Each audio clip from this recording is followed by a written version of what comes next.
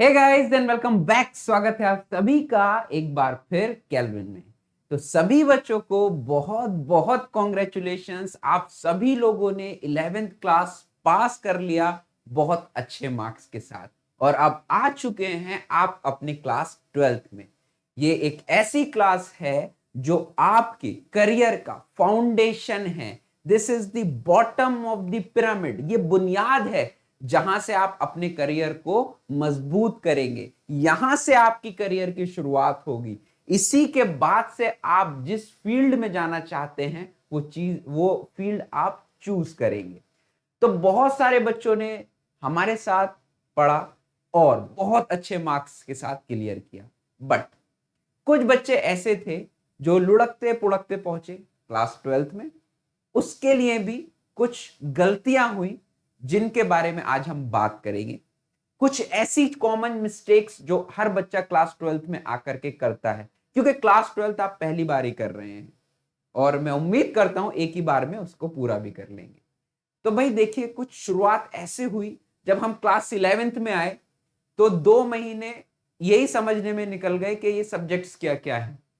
Books ढूंढने में निकल गए, किसी ने कुछ रिकमेंड कर दिया, किसी ने कुछ रिकमेंड कर दिया।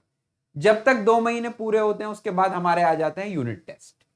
यूनिट टेस्ट में अब इतना ज्यादा सिलेबस हो गया आपके पास कि आपको समझ नहीं आ रहा क्या पढ़े क्या पढ़े। फिर थोड़े दिन जब यूनिट टेस्ट आपने फेल कर लिया तो उसके बाद होता है आपको और ज्यादा प्रेशर में ज्यादा सिलेबस इकट्ठा हुआ और उसी के साथ आ गए आपके हाफ ईयरली में आपने जैसे तैसे करके हाफ ईयरली को पास किया। फिर सिलेबस इकट्ठा हो गया फाइनल के लिए। तो यहां तक कुछ लोगों की बहुत ज्यादा दुर्गति हो गई, कुछ लोगों ने इस चीज को बहुत आराम से पास किया। तो वहां पर कुछ महीने सिलेबस समझने में, बुक्स को समझने में, कोर्स को समझने में निकल गए। तो क्या अब आप फिर से वही गलती रिपीट करना चाहते हैं? सभी का आंसर है नहीं। बहुत सारे बच्चों ने जिन्होंने हमारी बात शुरुआत दिन से मानी, पहले दिन से मानी, वो उन्होंने बहुत अच्छा किया, अपनी क्लास में और अपने स्कूल्स में टॉपर्स रहे। तो अब जो बच्चों ने गलतियां पहले की थी और अब करने वाले हैं, प्लीज उस गलतियों को मत कीजिएगा। तो सबसे पहली जो हमारी एक टिप है आपके लिए, आप जो भी पढ़ रहे हैं, क्लास में पढ़ रहे हैं, ट्यूशन में पढ़ रहे हैं, उन सभी चीजों को आप इकट्ठा ना होने दें। हमेशा अपने गोल्स बनाएं। गोल्स भी कैसे, बहुत बड़े गोल्स नहीं, मिनी गोल्स बना लें कि भाई मुझे केवल और केवल हाफ चैप्टर करना है, मुझे केवल और केवल एक चैप्टर में 2 टॉपिक्स करने हैं।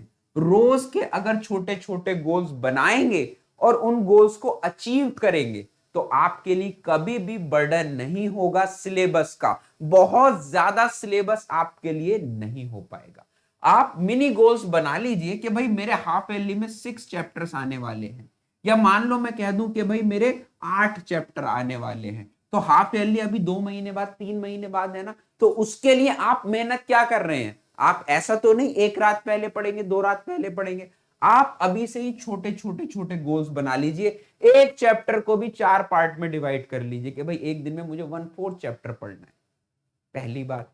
दूसरी बात, जो जो बच्चे पढ़ रहे हैं, जो जो बच्चे गोल्स कर रहे हैं, अपने अचीव कर रहे हैं, ऐसा नहीं है सिर्फ किताब उठाई और रीड करके छोड़ दिया, नहीं।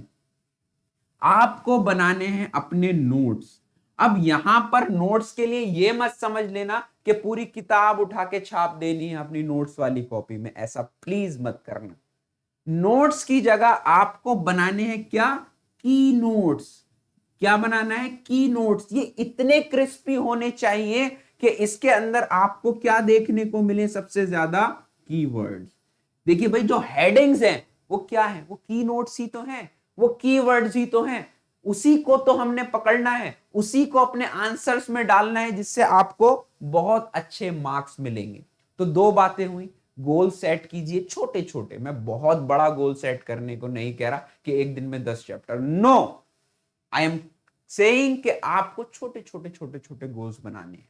और फिर उसके बाद जो आप पढ़ रहे हैं सिर्फ उसको पढ़िए मत, उसके की नोट्स बनाइए, क्रिस्पी नोट्स बनाइए, जिसके अंदर आप हेडिंग्स नोट कीजिए कीवर्ड्स नोट कीजिए। ये ऐसे हैं जब आप उन नोट्स को पढ़ेंगे जो अगर आपने 3 घंटे लगाए हैं किसी भी काम को करने के लिए, तो मात्र और मात्र उसके 10% समय में आपका वो काम पूरा हो जाएगा और आपको वो चीज रिवाइज हो जाएगी।